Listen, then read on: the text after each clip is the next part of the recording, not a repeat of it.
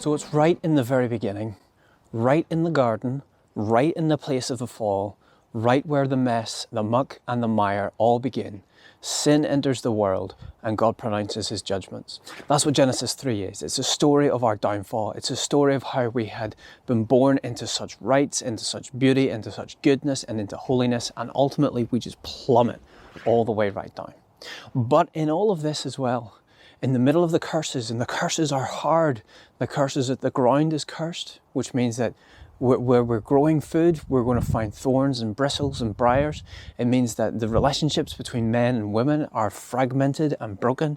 It means that childbirth is now going to be painful. There are so many different curses brought upon us.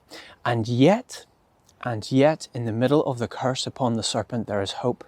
This is what people will call the first gospel, the proto-evangelion. And what that means is that in the midst of that mess, in the midst of the fall, in the midst of the place of brokenness and pain, of the shattering of the relationship between God and man, God says, I'm going to repair it. I'm going to mend it.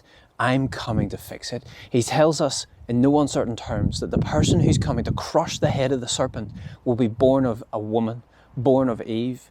And that tells us a lot about the storyline of the Bible going forward. We're looking for the Messiah. We're looking for the one who is to come and to fix and to mend the world. And he'll do it by winning an almighty victory. He will crush the one who brought the lie into the world, that we believed that God did not love us, that God was holding out on us, and that there were better things out there for us.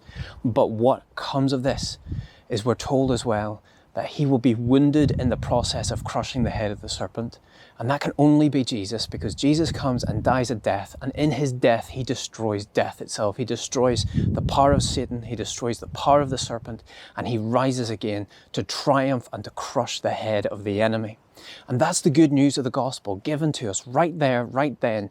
And the promise right at the moment of the fall is God is coming.